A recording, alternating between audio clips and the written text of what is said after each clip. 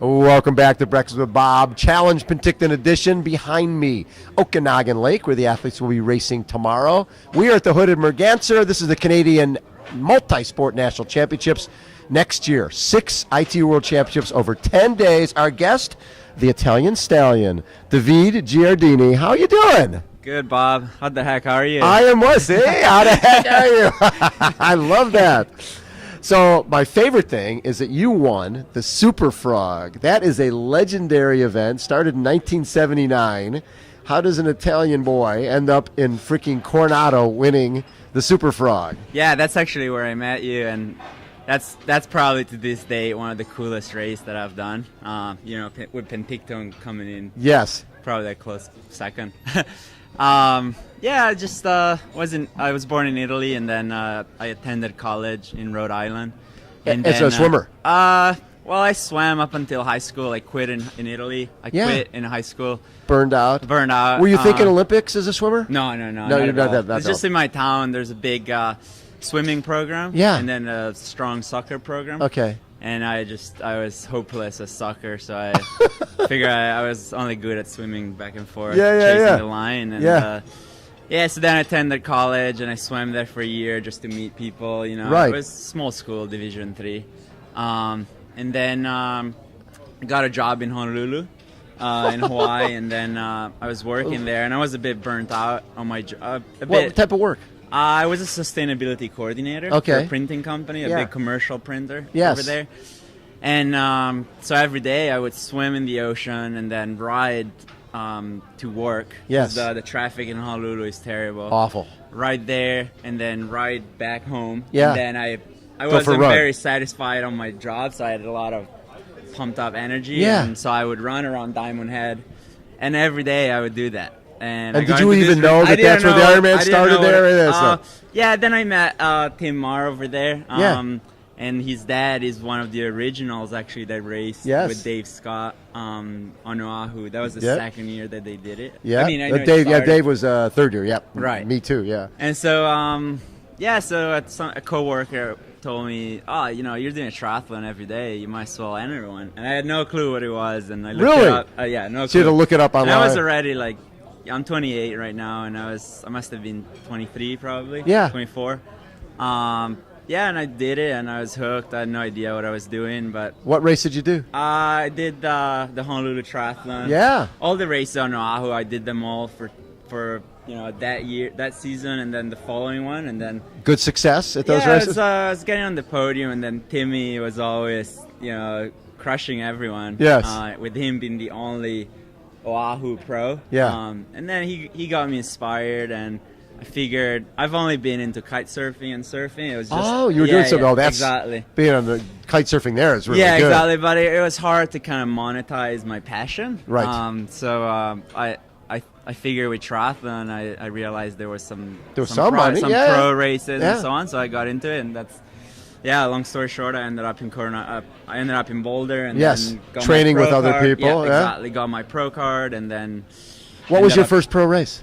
My first pro race was probably one of the 5150 series. Yeah. Or actually the Oceanside Lifetime Fitness. Oh yeah. And I showed up, and I think that was the year that Gomez was there racing, and all the ITU boys like Malloy and Zafaris and Lagerstrom, and. Yeah, I thought I had a pretty good race, but I still probably one spot at the money or something like that. Yeah. Now, what was great for someone just getting into the sport was there was that Olympic distance where there was money, right? Yeah. There was Oceanside, there was New York, there was Chicago, the whole Toyota Lifetime Series tour, but that went away. Yeah, exactly. It went away, and I mean, I figure my strength was actually.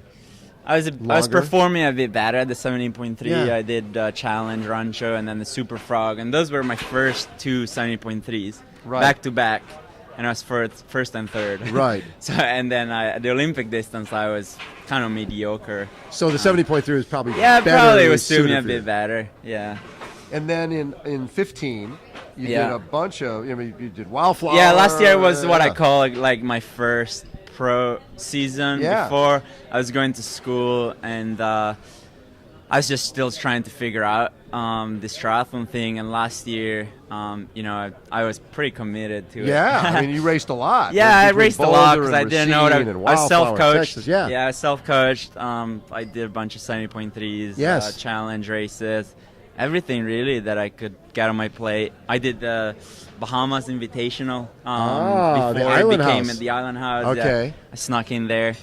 And here you did the half last year. Yeah, here I was and third. Yeah, here I was third. What is it about this place that I obviously don't know, worked it with? reminds me a lot of where I'm from in Lake Garda, in Italy. It's just nice mountains, and the weather is kind of like Boulder, so kind of like dry and sort of hot, temperate. It's just inspiring, being on the water and just the good bike. Crowds along the way. Yeah, good crowds. Yeah. It was windy and rainy last year, which made for a challenging bike. Yeah. So what is it about this sport? Because you haven't been in it that long. Yeah, no, not much. But obviously it's something that you really like. Yeah, I like it a lot. I like the, being able to. It's my passion right now. So I like that I'm able to, kind of call this my job and at the same time enjoy my passion. Yeah. It's just I enjoy traveling and seeing new places, and racing is a good opportunity to do that.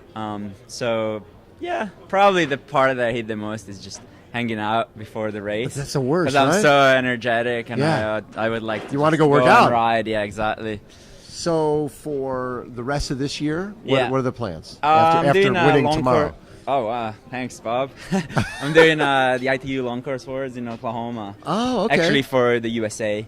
So you're representing USA? Yeah, I'm representing the USA. Being Italian, I thought I'd write to Italy, but they're like, they're not interested in having me race there. Right. Because I guess nobody knows me over there in Italy. Right. Because I've never raced in Europe, actually. Huh. Yeah. So you're a U.S. citizen? No, but you have to be a U.S. national to race for USAT. Good. So you have to have lived here a certain amount of years and have not raced for another country prior. So perfect. Yeah, so perfect. Yeah, so I'm stoked for that, and I'm looking forward to trying this new distance. Yes, I mean it's going to be very unique, right? Yeah, you've got a lot of 70.3s. Yeah, but usually I'm a pretty solid swim biker. Yes. And I feel like my results don't really showcase. I usually go backwards on the run most of the times, but when I don't, then I'm able to put together decent results. So yeah, I'm getting there. I was always self-coached, and I started working with Matt Dixon of Purple Patch. So you were with Matt Dixon as well. Last July after Racine, after blowing up in Racine. And how has he helped? Yeah, it's great. It's given me some structure. I thought I was reinventing the wheel before. Yeah. Just trying to see what the pros were doing, and now I feel like he's got a very proven track record of bringing amateur athletes up to the top of the pro rank. So that's what made me go with him, and we got a good Boulder squad. Yes, you do. With Drew and Sam Appleton and Kevin Collington. Yeah. So when you train with Drew, and now you get to race him tomorrow, you sort of know each other's strengths and weaknesses. Yeah, actually, not so much, because Drew is kind of the polar opposite of me. He's got his. Can you say shit on TV? Yeah, sure. Go ahead. He's got his shit together, and I'm a bit more laid back. Yeah. And so he's always out the door by 6 a.m. and I like to sleep in and take it a bit more easy. Sure. It's a long season. Yeah. But it should be good to race with Drew. We're kind of similar abilities. Yes. I mean, you'll be out of the water in front of him. We'll see. Who knows? Yeah. I usually I don't want to. Yeah, but it's not that I'm like pushing to be first out of the water. It's just like it ever so happens. Then, so I'm just maybe play conservative and come out with the group. And I'm usually alone up the road on the bike, and maybe this time I'll try and stay with the group or something like that. So if you win here, would this be your first pro win? No, I won Superfrog. Oh, besides Superfrog. Yeah, I won Super. I won Challenge San Gil a month ago. That's right. In Mexico. Yes. Yeah. And then second at Pacific Road. Yeah, I've done fifth at Pacific Quasi. Road. Yeah. I was yeah. So you've been very consistent. This has been a good, solid year for you. It's been all right. Yeah, it's probably what I call my second pro year. Yeah. And to call yourself a true professional in this sport, like I feel like you got to be on the podium at every race. Yeah. Like in order to make an income. Yes. So that's what I'm striving. That's what everybody's striving for. Yeah, exactly. And will you stay away from the full Ironman for a while? For now, I don't have any interest in it. Good. But it's a long way to go. Matt Dixon always pushes his athletes to do Ironman. Really? Yeah. No. I mean, you can see with a lot of his athletes, they stepped up to the Ironman distance with a lot of success. Yes. Like on debut Ironmans. Well, because they take their speed. Yeah. They take your speed, and he's training them with the nutrition and the rest of it. Yeah, so. Exactly. So yeah, we'll see. Who knows? I'm just playing it by ear in this sport. It's been a crazy journey so far. I would never expect it to come. You didn't even know about the sport. Exactly. Next thing you know, you're a professional, travel the world. Yeah. So you enjoy every minute of it. Yeah, exactly. Next thing you know, I'll be Bob Abbott. I like it. and have no way to make an income. That'd be good. David, thanks so much for taking time. Perfect. And good luck tomorrow. tomorrow. Thanks so much for inviting me. I love it. All right, thank you. All right, again, this is Breakfast with Bob. We are at Challenge Penticton. The Hooded Merganser is our host. Hold on, everybody. We will be right back.